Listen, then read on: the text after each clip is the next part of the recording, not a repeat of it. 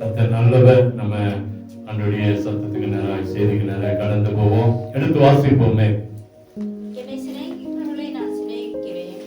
அதிகாலையில் என்னை தேடுகிறவர்கள் என்னை கண்டடைவார்கள். ஆமென். அப்படியே கண்களை மூடி அன்றைய கரத்திலே சொல்லுவோம். என்னை சிநேகிக்கிறவர்களை நான் சிநேகிக்கிறேன்.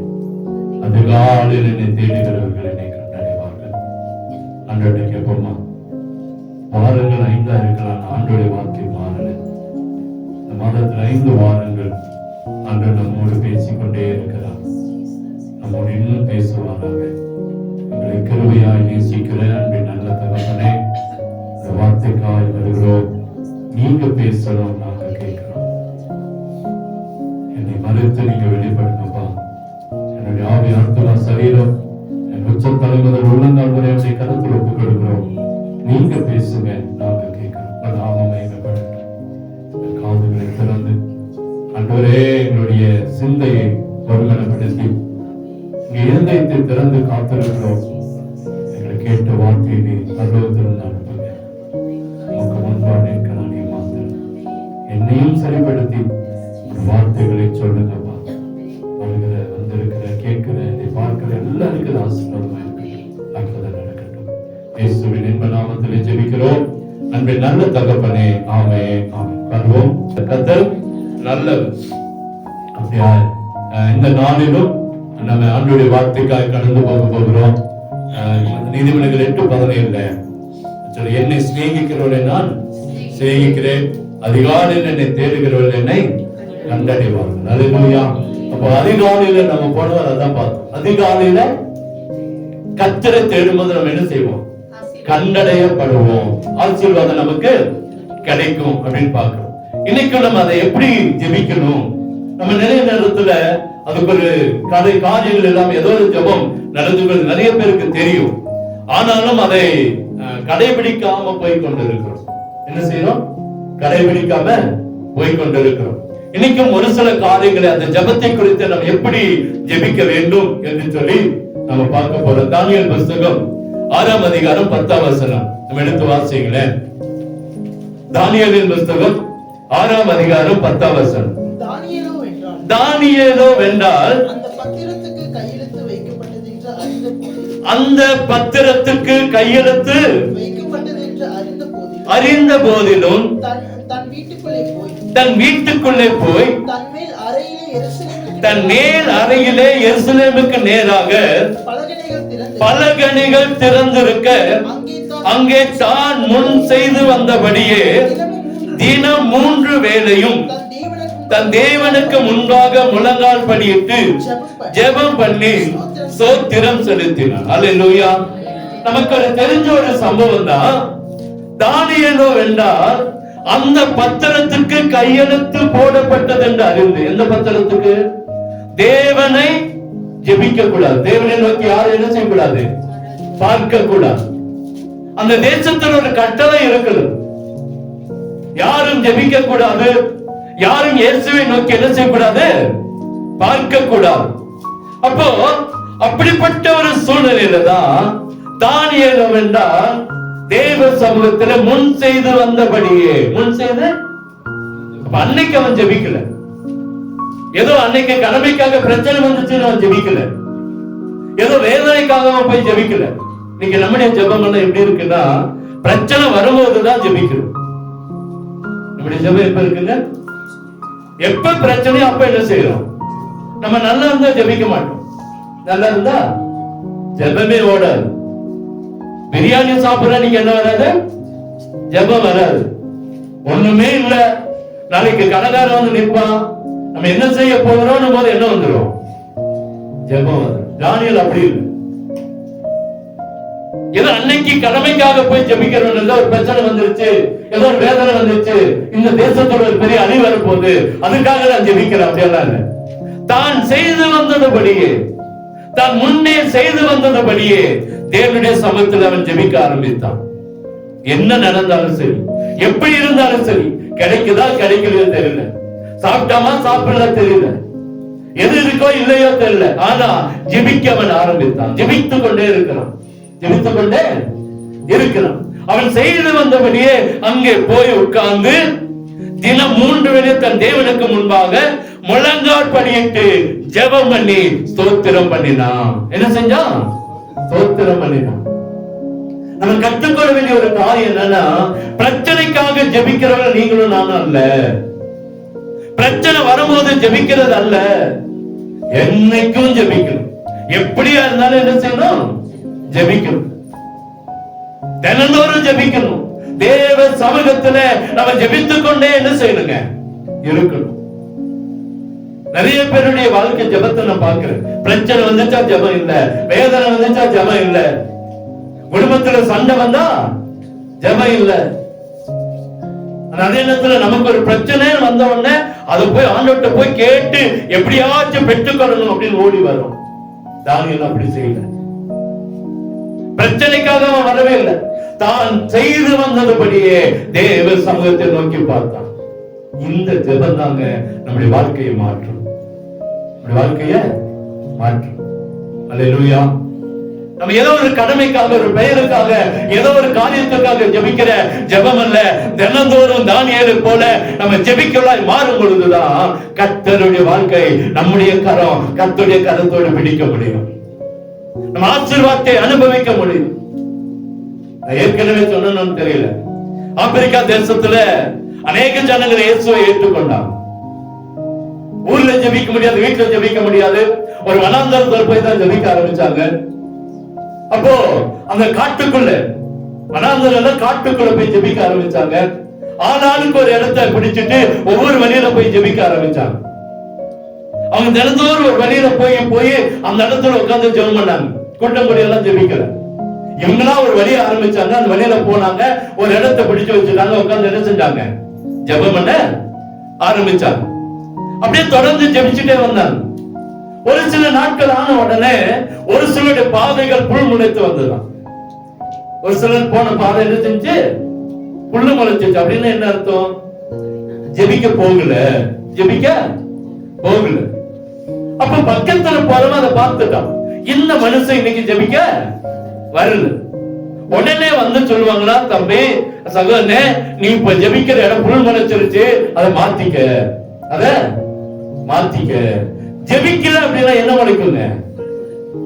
புல்லுன்றது இங்க என்ன தெரியுமா? பாவம் முளைக்கும். புல்லுன்றது என்னதுங்க? நம்ம வாழ்க்கை மாறும், அக்கிரமம் வந்துடும், அநியாயம் வந்துடும், துணிகரம் வந்துடும், பெருமை வந்துடும், பின்மாற்றம் வந்துடும், அசுத்தம் வந்துடும். அல்லேலூயா. நம்ம ஒரு அந்த எதுக்கு ஒப்பிட்டு சொல்றாங்கன்னா, அவங்க போய் ஜெபித்த அந்த பாதையில புல் முளைத்ததுனால அவங்க வரல, ஜெபிக்கல. பக்கத்துல இருக்கவங்க என்ன செஞ்சுட்டாங்களா? கண்டுபிடிச்சாங்க. கண்டுபிடிச்ச மாத்திரம் போய் அந்த சகோதரன் சொல்லுவாங்களா, சகோதரனே சகோதரியே, நீ ஜெபிக்க போகிற இடம் என்ன ஆயிடுச்சு? புல் முளைச்சிருச்சு, அதை கண்ணி பண்ணாத, போய் ஜெபி, போய் என்ன செய்ய? ஜெபம் பண்ணு. நீங்க நம்முடைய வாழ்க்கையில நம்ம கற்றுக்கொள்ள வேண்டிய ஒரு காரியம், மற்றவங்க ஜெபிக்காம இருந்தாலும் அவங்க ஜெபிக்க வைக்கிறது தான் ஒவ்வொரு விசுவாசியோட வேலை. மற்றவங்க ஜெபிக்கல நமக்கு என்ன செய்யும் தெரியுமா? தெரியாதா? தெரியும். ஏன் அப்படின்னா அவனோட வாழ்க்கையை பார்த்தாலே தெரிஞ்சிடலாம், அவனோட பேச்சை பார்த்தாலே கண்டுபிடிச்சிடலாம். தன் வாழ்க்கையில என்ன இல்ல? ஜெபம் இல்ல, ஆராதனை இல்ல, சபைக்கு உண்மை இல்ல, சபையில ஒரு காரியங்கள் இல்ல அப்படின்னாலே நம்முடைய வாழ்க்கை ஜெபத்திலிருந்து குறைஞ்சிச்சுன்னு அர்த்தம். நம்முடைய வாழ்க்கை மாறுதுனால என்ன முதல் காரியம்? ஜெபம் இல்ல. அல்லேலூயா. இங்க இந்த புல்லை குறித்து சொல்லப்படுகிறது. இந்த புல் எதற்கு குறிப்பிடப்படுகிறது? தன் வாழ்க்கை மாற்றப்பட்டிருக்கிறது. ஜெபத்துக்கு போகாம தன் வாழ்க்கையில ஏதோ ஒன்று முளைக்க வைத்துக் கொண்டிருக்கிறோம். இப்படி அல்ல. தானியேல் முன் செய்து வந்தபடியே தினந்தோறும் தேவ சமூகத்திலே ஜெபிக்க கடந்து போனான். ஜெபிக்க கடந்து போனான். அல்லேலூயா. இன்னைக்கு நிறைய பேரை ஜெபம் பண்ணுன்னு சொல்றோம். இது எப்படி இருக்குது? குழந்தை போல இருக்கு. குழந்தைதான் அடிக்கடி என்ன செய்யும்? சொல்லு, சாப்பிடு, தூங்கு, ட்ரெஸ் மாத்து, கால் கழுவு, கையை கழுவு. யார்கிட்ட சொல்லிட்டு இருக்கிறோம்? பெரியவங்கிட்ட சொல்லுவாமா? வளர்ந்து வந்தவங்க என்ன செய்வாங்க? அவங்க பாட்டுக்கு வருவாங்க, கை கால் கழுவுவாங்க, அவங்க பாட்டு காரியங்கள செய்வாங்க. குழந்தைக்கா ஒண்ணும் தெரியாது. குழந்தைதான் சொல்லுவோம், எனக்கு தெரியல. வந்த உடனே ஏதாச்சும் ஒரு காரியங்களை வச்சு பாருங்க, உடனே கை வைக்கும். உடனே என்ன செய்யும்?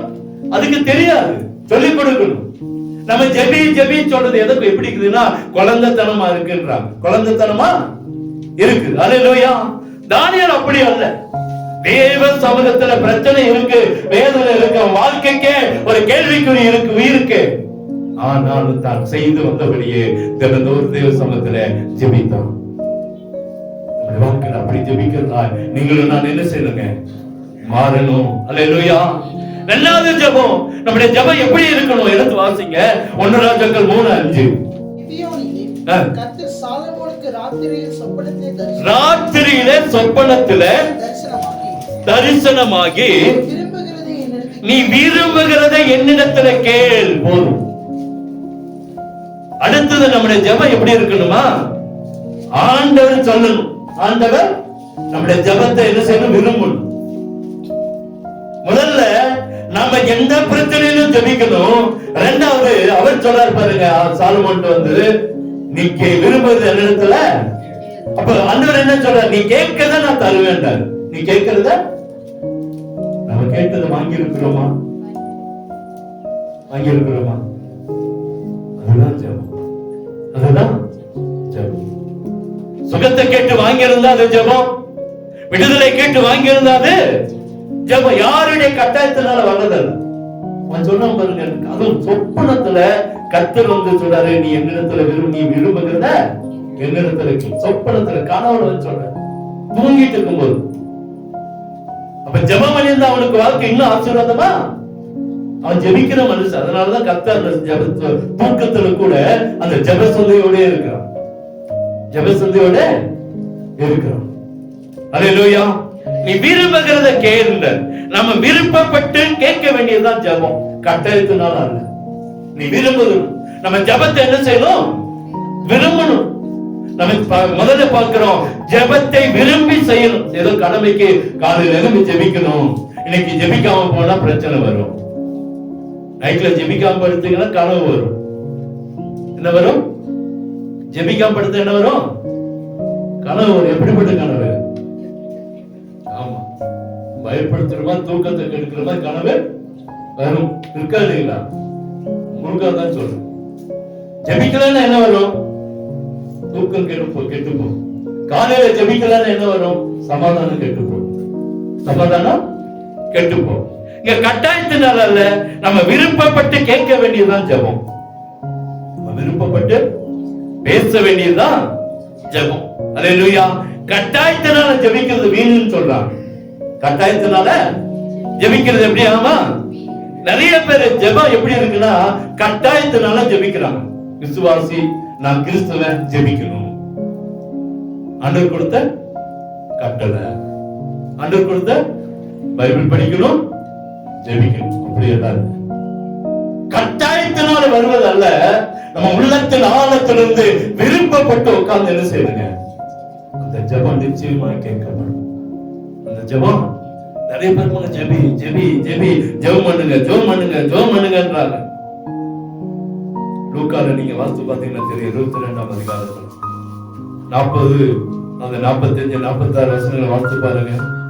அவர் ஜெபம் பண்ணி முடித்து எழுந்திருந்து நம்முடைய சீசரிடத்துல வந்து அவர்கள்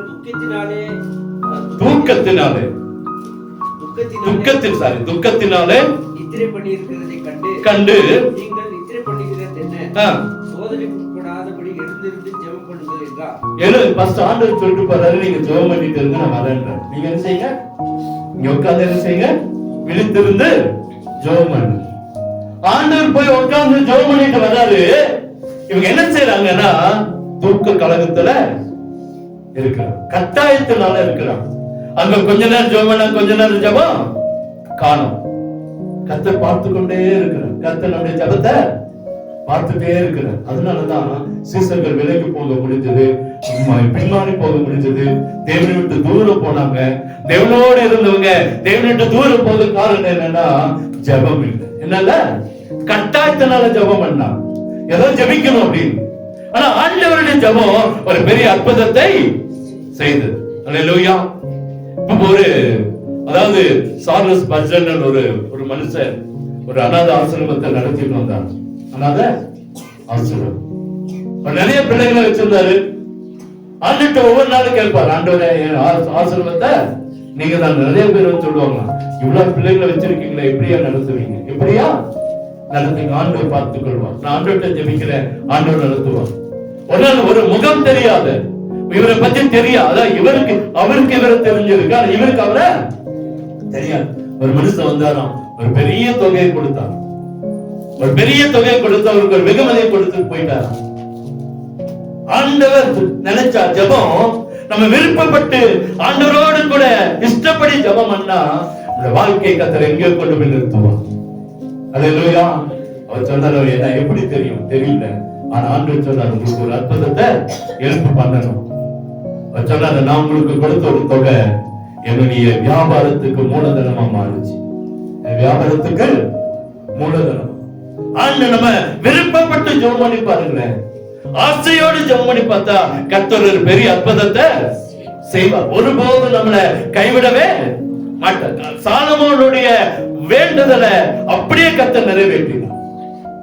அப்படியே கர்த்தர் அவன் விருப்பப்பட்டு உடனே கேட்கிற, ஆண்டவரே எனக்கு இவ்வளவு 1000 பணம் வேணும், இவ்வளவு பெரிய பங்களா வேணும் அப்படி கேட்டா சொல்ற, ஆண்டவரே இந்த ஜனங்களை நடத்துகிறதுக்கு ஞானத்தை கொடுங்க. இந்த ஜனங்கள் பொருளாத ஜனங்களப்பா, கொஞ்சம் பேர் அடிப்பாங்க, கொஞ்சம் பேர் தான் உதப்பாங்க, இந்த ஜனங்களை நடத்துறதுக்கு எனக்கு என்ன கொடுங்க, இந்த புத்தியை கொடுங்க. அப்படின்னு சொன்ன, நீ கேட்டதையும் தருவேன், நீ கேட்காத ஆசீர்வாதத்தை உனக்கு தருவேன். அல்லேலூயா. இப்ப விருப்பப்பட்டு ஜெபிக்கிற ஜெபம் நிச்சயமா நம்முடைய வாழ்க்கையில் ஆசீர்வாதத்தை கொண்டு வரும். மூணாவது, மார்க் 1:35, அவர் அதிகாலையில் இருட்டோடு எழுந்து புறப்பட்டு வனாந்தரமான ஒரு இடத்துக்கு போய் அங்கே ஜெபம் பண்ணினார். அல்லேலூயா. இப்ப முதல்ல என்ன செய்யணும்னா, எப்போதும் ஜெபிக்கணும். எப்போதும் என்ன செய்யணும், ஜெபிக்கணும். ரெண்டாவது, விருப்பப்பட்டு ஜெபிக்கணும். மூணாவது, ஒரு இடத்தை ஆயத்தப்படுத்தி ஜெபிக்கணும். என்ன செய்யணும், ஒரு இடத்தை நமக்கு ஒரு இடம் வச்சிருக்கணும். எந்த சொன்ன பெட்ல உட்கார்ந்து ஜெபிக்கிறது அல்ல, நமக்கு ஒரு இடத்தை கர்த்தர் நம்ம வைக்கணும். இந்த இடத்துல போய் உட்கார்ந்து என்ன செய்வேன், ஜெபிப்பேன். நம்ம உட்கார்றதுக்கு வீட்டுல என்ன இருக்கணும், ஒரு இடம் இருக்கணும். அங்க பாருங்க, கர்த்தர் அதிகாலையில இருட்டோடு எழுந்து புறப்பட்டு வனாந்தரமான ஒரு இடத்துக்கு போய் அங்கே அவர் ஜெபம் ஜெபிக்க. நமக்கு ஒரு இடம் வேணும், நம்முடைய பிரச்சனை அங்க இறங்கணும், தேவனோடு நம்ம பேசுகிறதுக்கு ஒரு இடம் வேணும். நேற்று ஒரு இடம், இன்னைக்கு ஒரு இடம், நாளைக்கு ஒரு இடம், அப்படி அதாவது நம்ம அதை கத்துக்கணும். நம்ம விசுவாசிகள் ஒருத்தர் சொல்றாரு, போய் உட்கார்ந்து, நீ உட்கார்ந்து இருக்கிற இடத்தை சுத்தியும் ஒரு கோடு போட்டுக்கோ. என்ன போட்டுக்கோ, ஒரு சாக்பீஸ் எடுத்துட்டு போய் நீ இருக்கிற இடத்தை சுத்தி என்ன செய்ய, ஒரு கோடு போட்டு அந்த கோட்டுக்குள்ளேயே உட்கார்ந்து என்ன செய்ய, ஜெபம். கர்த்தருடைய மகிமை இறங்கி வரும். நமக்கு நிறைய நேரத்தில் என்ன செய்யல தெரியுது. ஒரு ரவுண்ட போட்டு இந்த இடத்துல நான் உட்கார்ந்தா ஆண்டவர் என்னோடு கூட பேசுவா. இன்னைக்கு நிறைய பேருக்கு தெரியல, ஜபத்துல என்னமோ காரணம், காலைல எந்திரிச்ச உடனே பல்லு கூட விளக்காம ஜெபிக்கிறதுக்கு ஆட்கள் ரெடியா இருக்கும். எந்திரிச்ச உடனே ஜெபம் பிள்ளைகளை கட்டாயப்படுத்தினா அவங்க உடனே என்ன செய்யறாங்க, ஜெபம். எப்படி பல்லு கூட விளக்காம அப்படியே உட்கார்ந்து அதையும் பார்த்த பயமா இருக்கும். பிள்ளைங்களை பார்த்தாலும் பயமா இருக்கு, நம்மளை பார்த்தாலும். காலங்காலத்துல யாரும் நம்ம முகத்தை பார்த்துட கூடாது. அவ்வளவுதான். சாயங்காலத்துக்கு வீட்டுக்கு வந்து நிற்போம், காலங்காலத்தால மூஞ்ச பார்த்துட்டு போனோம் அப்படின்னு இருக்காதுங்களா. ஆயத்தப்படணும், ஒரு இடம் வேணும், நம்ம ஆயத்தமா ஜெபிக்கணும். அல்லேலூயா. நிறைய நேரத்துல அங்க பாக்குறோம். அமெரிக்காவுக்கு போயிருந்தாரு ஒரு பாஸ்டர், அமெரிக்காவுக்கு பாஸ்டர் போயிருந்தார். போயிட்டு ஊழியெல்லாம் முடிச்சுட்டு ஒரு டெலிபோன் பூத்துக்கு போய் வீட்டுக்கு ஒரு போன் பண்ணிடலான்னு போனார். இருட்டு, உள்ள போய் நின்றுட்டு நம்பர் போட தெரியல. அந்த ரவுண்டு அந்த டெலிபோன் பூத்துல இருக்கிற நம்பர் போட உள்ள இருட்டு. இவரு என்னென்னமோ பண்றாரு, அந்த இது எந்த நம்பர் என்ன தெரியல. 2-3 டைம் போட்டாரு, ராங் கால் ஆயிடுச்சு. ஏன்னா அங்க ஒரு லைட் இருக்கு, அதை போட சுவிட்ச் தெரியல அவருக்கு எங்க இருக்குன்னு தெரியல. ரொம்ப நேரமா இவரும் கதவை திறந்து வச்சுட்டு அப்படியே உள்ள போய் நின்று பாக்குறாரு. இந்த வெளிச்சமாக உள்ள வந்தா ஏதாச்சும் கண்டுபிடிச்சிடலாம், ஒன்னும் கண்டுபிடிக்க முடியல. பல மணி நேரம் வீட்டுக்கு போன் பண்ண முடியல, வீட்டு ரூமுக்கும் போய் ஆகணும். தடுமாற்றம், பயங்கரமான டென்ஷன் ஆயிட்டாரு. என்ன செய்யுதுன்னு தெரியல, எந்த லைட் போடுறது, எப்படி வெளிச்சத்தை கண்டுபிடிக்கிறது. இன்னைக்கு மொபைல்ல டார்ச் எடுத்துக்கலாம். அன்னைக்கு சொல்றேன், மொபைல் இல்ல, மொபைல் தான் வீட்டுல இருந்து என்ன செஞ்சிருப்பாரு, டெலிபோன் போன அவசியமே இல்ல. அப்போ இவர் அப்படியே தடுமாற்றுகிற ஒருத்தர் அந்த வழியா வந்தார். என்னையா அப்படின்னு கேட்டார். இதோட லைட் எங்க இருக்குன்னு தெரியல, ரொம்ப நேரமா ட்ரை பண்றேன், போன் பண்ண முடியல. போன் பண்ண நான் ஒரு நம்பர் போட்டு அது ஒரு நம்பருக்கு போகுது. சொன்னார், ஐயா கதவை சாத்துங்க. உள்ள போய் சிம்பிள் வேலை, உள்ள போய் ஒரு கதவை சாத்திருந்தா லைட் எரியும். உள்ள போய் கதவை சாத்திருந்தா என்ன எரியும்? லைட் எரியும். அவர் கதவை திறந்து வச்சுட்டு லைட் எரியும். எங்க எரியுங்க? நம்ம தேசத்துல சுவிட்ச் போட்டு எரியுது உடனே. அங்க அவர் உள்ள போய் கதவை சாத்திருந்தா எப்பவோ லைட் எரிஞ்சிருக்கும், எப்பவோ போன் பண்ணிட்டு என்ன செஞ்சிருக்கலாம், போயிருக்கலாம். ரொம்ப நேரம் ஒரு ஊழியர் தான், ஆனாலும் பல மணி நேரம் போராடினார். கதவை சாத்தினோட ஆட்டோமேட்டிக்கா லைட் என்ன செய்யுது, எரியுது. மனிதத்துல நமக்கு ஒரு இடத்தை வச்சு கதவை சாத்தி உட்கார்ந்துட்டோம்னா நிச்சயமா நம்மோடு கர்த்தர் பேசுவா. நம்முடைய வாழ்க்கை வெளிச்சமா மாறும். வாழ்க்கைக்கு கதவை சாத்த தெரியல, நமக்கு என்ன சாத்த தெரியல, கதவை சாத்த தெரியல. தேவனுக்கு அந்த இடத்துல போய் உட்கார்ந்து ஜெபிக்க நம்மளால என்ன செய்ய முடியல. கதவை சாத்தின உடனே லைட் எரிஞ்சிச்சான். அந்த போனையும் பார்த்தாரு, அந்த நம்பரையும் பார்த்தாரு, அழகா போன் பண்ணிட்டு போயிட்டாரு. அல்லேலூயா. இன்னைக்கு ஒரு பயங்கரமான ஒரு பரபரப்பான உலகத்துல வாழ்ந்து கொண்டு இருக்கிறோம். தேவனோடு உறவாடுவதற்கு நமக்கு ஒரு இடம் தேவை, நமக்கு ஒரு இடம் தேவை. அந்த இடத்துல சரியாய் போய் உட்கார்ந்துட்டோம்னா, நம்முடைய வேலைகளை ஒதுக்கி வைத்து விட்டு, நம்முடைய கவலைகளை மறந்துட்டு, கதவை அடைத்து உட்கார்ந்துட்டோம் சொன்னா, நம்முடைய வாழ்க்கை இருக்கிற இருளான ஆவிகள் என்ன செய்யும், மாறும். அல்லேலூயா. தானியேல் அப்படி உட்கார்ந்ததுனாலதான் தானியேலுடைய வாழ்க்கையில சிங்கங்களை போட்டும்போது கூட கர்த்தர் அவனை வெளியே கொண்டு வந்தார். சிங்கங்கள், சிங்க கபி இல்ல, சிங்கங்களின் கபி. ஒரு சிங்கம் இல்ல, ஒரு சிங்கத்தையே இன்னைக்கு சமாளிக்க முடியல, சமாளிக்க. ஆனா சிங்கங்களின் கபியில போட்ட தானியேலுக்கு ஒரு விடுதலை கிடைத்தது காரணம் என்ன? அவன் ஜெபிக்கிற மனுஷனா இருந்தான். உள்ளே போனா அந்த கதவை போட்டுனா தேவனோடு கூட உட்கார்ந்து பலகளையை பார்த்து, தேவனுடைய சமூகத்தை பார்த்து ஜெபிக்கிறவனா இருந்ததுனாலதான் அந்த வாழ்க்கையில் வந்து அலங்கோலங்கள் மாறினது, அலங்கோலங்கள் மாறினது. அடுத்தது யாக்கோபு 5:16 எடுத்து வாசிங்களேன். நீங்கள் சுத்தமணி பிடிக்கு உங்கள் குற்றங்களை ஒருவருக்கொருவர் அறிக்கையிட்டு ஒருவருக்காக ஒருவர் ஜெபம் பண்ணுங்கள். நீதிமான் செய்யும் ஊக்கமான ஜெபம் மிகவும் பலமுள்ளதா இருக்கும். அடுத்த ஜெபம் என்னதுங்க? தனியா உட்கார்ந்து தேவ சமத்துல பல மணி நேரங்கள் காத்திருக்கிற ஜெபம் வெளிச்சத்தை உண்டாக்கும். இங்கே பார்க்கிறோம் ஊக்கமான ஜெபம். ஊக்கமான ஜெபம் 10 நிமிஷம் பண்ணினாலும் பளிச்சு இருக்கணும். எப்படி இருக்கணும்? 3 மணி நேரம் ஜெபம் பண்ணி நம்முடைய ஜெபம் கேட்காம போகாம 10 நிமிஷம் உட்கார்ந்து தேவ சமத்துல காத்திருந்தால் என் ஜெபம் கேட்கப்பட்டுச்சு, என்னோட ஊக்கமான ஜெபம் கேட்கப்பட்டுச்சு அப்படின்னு வெளியே ஒரு திருப்தியோடு வந்து பாருங்க, இந்த ஜெபம் நமக்கு பதில் கொடுக்கும். ஊக்கமா ஜெபிக்கணும். எப்படி ஜெபிக்கணும்? ஊக்கம் அப்படின்னு என்னங்க? கருத்தா, பாதத்தோடு, நம்ம வேற எந்த சொந்தையும் இல்லாம நல்லா ஜெப நேரத்துல தயவு செய்து ஆஃப் பண்ணி வச்சுட்டா நல்லா இருக்கு. இப்ப வரக்கூடிய காலங்கள் ஒன்னதான் பேசாது நிறைய என்ன செய்யலாம், பெரிய செய்யலாம். திடீர்னு ரிங்கு வரும், திடீர்னு என்ன வரும், ரிங்கு வரும். இவ்வளவு நேரம் யாருமே பேச மாட்டாங்க, பார்த்திருக்கீங்களா? காலையில இருந்து சும்மா இருக்கும், ஒருத்தர் ஒரு போனும் பண்ண மாட்டாங்க. ஜெபம்னு உட்கார்ந்து பாருங்க, ஆரம்பிச்சிடும். அப்பதான் போன் வரும், அப்பதான் என்ன வரும், போன் வரும். நான் நிறைய நேரம் பார்த்திருக்கேன். காலையில இருந்து நம்ம வீட்டுல எல்லாம் இருப்போம் 10-11 மணி வரைக்கும். 11 மணிக்கு சர்ச்சுக்குள்ளே ஒரு மீட்டிங்லயே போய் உட்காந்து அப்பதான் அடிக்கும். எல்லாரும் பார்ப்பாங்க நம்ம மூஞ்ச, போன் வந்துட்டே இருக்கிற மாதிரி. அதனால நம்ம என்ன செய்யணும், நம்ம அந்த நிலைமையில மாத்தணும். நம்முடைய ஜெபம் எப்படி இருக்குன்னா, நம்பிக்கையான விசுவாசத்தோடு ஜெபிக்கிற ஜெபமா இருந்தா நிச்சயமா வெற்றியை கர்த்தர் தருவார். நிச்சயமா கர்த்தர் வெற்றிய தருவார். இன்னும் ஒரு சம்பவத்தை சொல்லி முடிச்சாரு. சங்கீதம் 65:2. ஜெபத்தை கேட்கிறது ஜெபத்தை கேட்கிறவன் நம்முடைய ஆண்டவர். போதும். நம்முடைய ஆண்டவர் யாருங்க? நம்முடைய ஜெபத்தை கேட்கிறோம். நமக்கு அது மனசுல வரணும். நம்ம அப்பா நம்முடைய ஜெபத்தை கேட்காம போயிடலாம். நம்முடைய பிள்ளைகள் நம்முடைய வார்த்தை கேட்காம போயிடலாம். நம்ம அப்பானா எங்க சொந்த அப்பா சொல்றோம், ஆண்டவர் அல்ல. நம்ம சத்தத்தை நம்ம அப்பா கேட்காம போயிடலாம். நம்முடைய பிள்ளைகள் நம்முடைய சத்தத்தை கேட்காம கீழ்ப்படியாம போயிடலாம். ஆனா நமக்கு ஒண்ணு தெரியணும், என் ஆண்டவர் என் ஜெபத்தை கேட்கிறவர். யாரு? என் ஆண்டவர் என்னுடைய ஜெபத்தை கேட்கிறார். என்னுடைய எந்த சூழ்நிலையும் பார்க்கிறார்.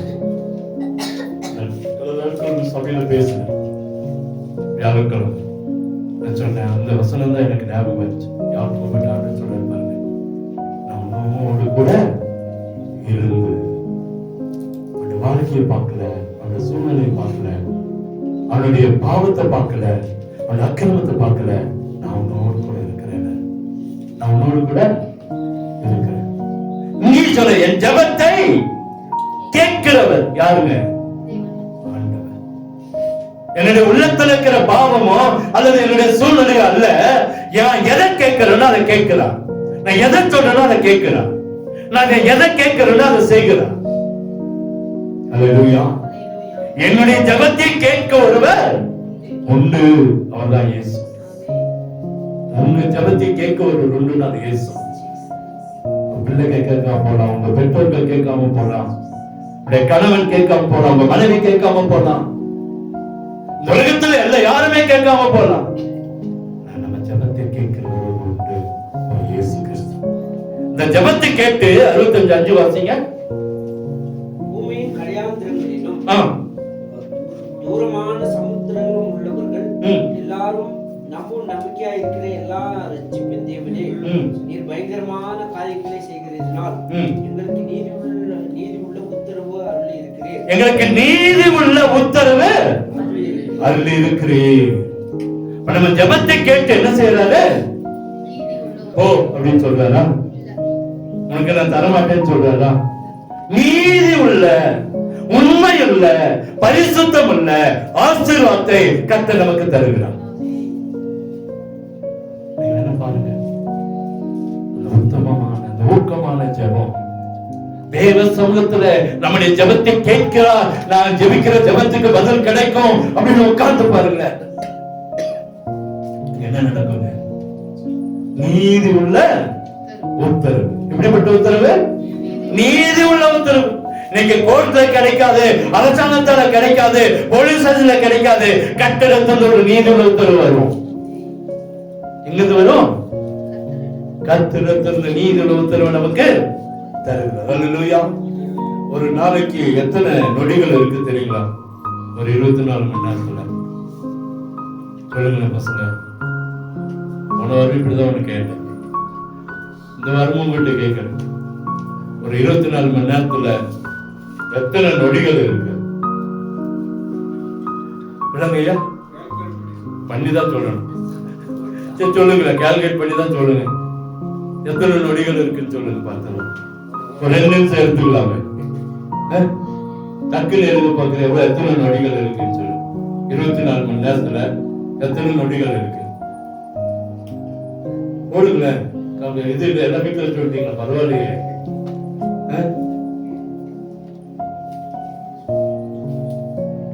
எவ்வளவுங்க? அது 60 நொடி 1 நிமிஷம் தான். எவ்வளவுப்பா? 86,400. கரங்களை திட்ட நன்றி சொல்லுங்க. அதான் உண்மையானது. 86,400 நொடிகள் இருக்கு 24 மணி நேரத்துல கர்த்தர் நமக்கு கொடுத்திருக்கிறார். ஆண்டவருக்கு நம்ம எத்தனை நொடி தான் எவ்வளவு கொடுத்திருக்காரு? 86,400 நொடிகள் 24 மணி நேரத்துல. அல்லேலூயா. நம்முடைய ஜெபம் ஆண்டவருடைய சமூகத்துக்கு எட்டிச்சுன்னா, ஆண்டவரின் ஜெபத்தை கேட்கிறார் என்ற உத்தரவாதத்தை நீங்களும் நான் வாங்கிட்டோமா? எலிசாடத்துல சொன்னா இரட்டிப்பான வரத்தை நீ பெற்றுக் கொள்வாய். கர்த்தர் அந்த இரட்டிப்பான வரத்தை நமக்கு தருவார். யோசுவா ஆண்டவர்கிட்ட கேட்கிற, ஆண்டவரே இந்த சூரியன் அப்படி என்ன செய்யுங்க, தரித்து நிற்க செய்யுங்கப்பா. என்ன சொன்னாரு? தரித்து நிக்க சொல்லுங்க ஆண்டவரே. கர்த்தர் அதை செய்து முடித்தார். நம்முடைய ஜெபத்துக்கு இப்படிப்பட்ட பதில் வரணும். இப்படிப்பட்ட பதில் வரணும். ஆண்டவர்கிட்ட எலியாட்ட கேட்கிறா, எனக்கு முடிய இரட்டிப்பான வரத்தை எனக்கு தாங்க. கிடைச்சிச்சா இல்லைங்களா? கர்த்தர் சத்தத்தை கேட்டார். ஒரு ஜெபத்தை கேட்கிறார், எனக்கு வல்லமை கொடுங்க, எனக்கு வரங்களை கொடுங்க, எனக்கு அபிஷேகத்தை கொடுங்க. ஆண்டவர்கிட்ட கேட்டோம்னா நிச்சயமா ஒரு அற்புதத்தை கர்த்தர், சூரியனையும் சந்திரனையும் நடுவானிலே நிற்க வைத்த தேவன் நம்முடைய ஆண்டவர். ஒரு மனுஷனுடைய சத்தத்தை கேட்டு, ஒரு மனுஷனுடைய சத்தத்தை கேட்டு ஒரு வார்த்தை பசங்களுக்கு சொன்னேன். யோனா போய் ஒரு பெரிய 3 நாள் கன்வென்ஷன் எல்லாம் போடல, ஒரு 40 நாள் பாஸ்டிங் எல்லாம் போடல. போய் நின்று சொல்றான், நினிவே மக்களே இன்னும் 40 நாள் இந்த தேசம் என்ன செய்யும், அழியும். அவ்வளவுதான். 1,20,000 பேர், 1,20,000 பேர் நின்று சொல்றான். ராஜா கிட்ட இருந்தாங்க, யார்கிட்ட போய் தனித்தனியெல்லாம் சுவிசேஷம் சொல்ல, ட்ரம் அடிக்கல, கொட்டடிக்கல, ஆராதனை பண்ணல, பாட்டு பாடல, அந்நிய பாஷையில பேசல, எதுவுமே சொல்லல. அவன் போய் சொல்றான், ஜனங்களே இன்னும் 40 நாள் இந்த தேசம் என்ன செய்யும், கவிழ்க்கப்பட்டு போயிடும். என்ன செய்யும்? அவ்வளவுதான். ஒரே செய்தி முடிச்சுட்டு வந்த எவ்வளவு நேரம் ஆயிருக்கும்? 2 நொடியா இருக்குமா, 5 நொடியா போட்டோம், அவ்வளவுதான் வந்துட்டான். ஆனா 1,20,000 பேரும் அந்த சத்தத்தினால மனம் திரும்பினாங்க. அல்லேலூயா. அதுதான் ஆண்டவர் செய்கிற ஒரு பெரிய கிருபை. அத்தனை பேர் உள்ளத்துல அந்த சத்தம் போச்சு. அத்தனை பேர் உள்ளத்திலும் சத்தம். ராஜா முதல் கொண்டு அங்க இருக்கிற மிருக ஜீவன்கள் வரைக்கும் உபவாசம் பண்ணி தேவனை நோக்கி பார்த்தாங்க. இன்னைக்கு வருஷம் வாரம் மாசம் செய்தி கொடுத்தாலும் ரட்சிக்கப்பட ஆள் இல்லை. ஒரே ஒரு வார்த்தை, 1,20,000 பேரை ரட்சிப்புகளை கர்த்தர் கொண்டு போய் நிறுத்தினார். இன்னைக்கு ஆண்டவர் சொல்றாரு, நம்முடைய ஜெபம் எப்போதும் ஜெபிக்கணும். பிரச்சனைக்காக அல்ல, வேதனைக்காக அல்ல. எனக்கு வியாதி வந்துச்சு, பாஸ்டிங் போடுறேன். நிறைய பேர் சொல்றேன், நான் பாஸ்டிங் போட்டுக்கிறேன் 40 நாள். வெளியே எல்லாத்துக்கும் தெரியும் பாஸ்டிங் போட்டுக்கிறது, எல்லாருக்கும் தெரியும். ஒரு வாரம் நான் வந்த புதுசுல 2000 ஆராதனை முடிய பாதி ஒரு கூட்டம் போகுது. ஆராதனை போயிடுச்சு, ஆத்மாவும் கர்த்தர் சொத்துல ஒண்ணுமே சொல்ல. அப்புறம் முடிச்ச பிறகு விசாரிச்சா, ஒருத்தர் பாஸ்டிங் போட்டு 40 நாள் பாஸ்டிங் முடிக்கிறாராம் சோலூர்ல. அதுக்கு இவங்களை கூப்பிட்டுருக்காரு. இவங்க ஆராதனை கட்டடிச்சுட்டு எங்க போறாங்க? ஜூலை மாசம், மறக்க முடியாத ஒரு மாசம் எனக்கு. அப்படி இன்னைக்கு உலகத்துக்கே தெரியுது நான் பாஸ்டிங்க ஒண்ணுத்தையும் அசைக்க முடியுது. இந்த இன்னைக்கு வாட்ச் ஓடல, இந்த வாட்சை கூட ஓட வைக்க நம்மளால என்ன செய்யல முடியல. இங்க சொல்லுது, தானியேல் தினமும் 3 வேளையும் தன் தேவனுக்கு முன்பாக முழங்கால் பண்ணிட்டு ஜெபம் பண்ணி ஸ்தோத்திரம் சொல்றான். என்ன நடந்தாலும் ஜெபம் பண்ணி பாருங்க, வாழ்க்கை பிரகாசிக்கும். வாழ்க்கை கர்த்தரிடத்துல கட்டாயத்தினால் அல்ல, நம்ம விருப்பத்தோட உட்கார்ந்து ஜெபம் பண்ணி பாருங்க. நம்ம கேட்கறது கர்த்தர் தருவார், கேட்கறது கர்த்தர் தருவார். 3வது பார்த்தோம், ஒரு இடத்துல எழுந்து, அதிகாலையில இருட்டோடு எழுந்து புறப்பட்டு வனாந்தரமான ஒரு இடத்துக்கு போய் அங்கே ஜெபம் பண்ணி. இப்பெல்லாம் வனாந்தரத்துக்கு போயிடாதீங்க, பாஸ்டர் சொன்னாருன்னு சொல்லி. சென்னை கூட்டமா சுத்துது. சென்னை புலியாவது ஒண்ணு வருதுங்க, சிறுத்தையாவது ஒண்ணு வருது. சென்னை கூட்டமா சுத்துது. போனாத்துல நைட் பிரேயர்களுக்கு போயிட்டு வந்து வரும்போது நான் யோசனை பண்ணிட்டே வந்தேன், சரி இது சிறுத்தை வந்து நின்றுச்சுன்னா எப்படி இருக்கும். நான் அன்னைக்கு நடந்து வந்தேன். அப்போ அப்படியே யோசனை பண்ணி பார்த்தேன். ஏன்னா அது முதல் நாள் தான் ஒரு சிறுத்தை ஒரு வீட்டுல ஒரு ஓடப்பொன் நாய் கவிட்டு போயிடுச்சு. ஓடப்பொன் நாய அந்த நான் வர வழிதான். அப்படியே அந்த வழியும் பார்த்தேன், அந்த சைடையும் பார்த்தேன். எதையாச்சும் உட்கார்ந்து இருக்கா, ஆண்டோடைய கிருபை எதுவும் இல்லை, எதுவும்.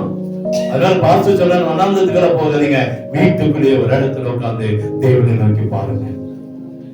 தேவனை நோக்கி நம்ம ஜெபம் கேட்கப்படும். அடுத்தது பார்த்தோம், ஊக்கமான ஜெபம். பரிசுத்தவான்களில் விசுவாசிகளில் நம்முடைய ஊக்கமான ஜெபம் ஒரு அசைவை உண்டாக்கும். அல்லேலூயா. அடுத்தது சங்கீதத்துல பார்க்கிறோம், நம்முடைய ஜெபத்தை கேட்கிற ஆண்டவர். ஜெபத்தை கேட்டுட்டு விட்டு போகிறவர் அல்லங்க. நிறைய பேரு நம்ம கேட்கிறத கேட்பாங்க, உட்கார்ந்து அரை மணி நேரம் நம்முடைய பிரச்சனை என்ன செய்வாங்க, கேட்பாங்க. ஆனா அதுக்கு ஒரு பதில் இருக்கா அப்படின்னா இல்ல, பதில் இல்ல. நம்மகிட்ட ஒரு பிரச்சனை சொல்றாங்க, என்ன செய்வோம், சொல்லுங்க உங்க பிரச்சனை எனக்கு கேளுங்க. அவங்க பிரச்சனை ஒன்னாந்து இருக்கும் இல்ல ரெண்டாந்து இருக்கும், நம்ம 50 பிரச்சனை அவங்ககிட்ட சொல்லிட்டு இருப்போம். அவங்க சொல்ல போய் இவங்கிட்ட வந்து சொன்னோம், இவங்கிட்ட வந்து சொன்னோம். அவங்க நம்மகிட்ட பிரச்சனையை சொல்ல வந்திருப்பாங்க. ஆனா நாம நம்ம பிரச்சனையை சொல்லி அவங்க பிரச்சனை மறந்து போய் அவங்க நமக்கு கை கொடுத்துட்டு போயிருப்பாங்க. நமக்கு என்ன விட பாதிக்கப்பட்டவர் போல இருக்குது அவரு. நான் 100க்கு 100 பரவாயில்ல, என்னை விட ஒரு 100% என்ன செஞ்சிருக்காரு போய் சொல்லுவாங்க. ஐயா அவர்கிட்ட போய் சொன்ன அவர் என்னை விட பயங்கரமா பாதிக்கப்பட்டிருக்காரு. அப்படி அல்ல, நம்ம ஜெபத்தை கேட்கிறவர்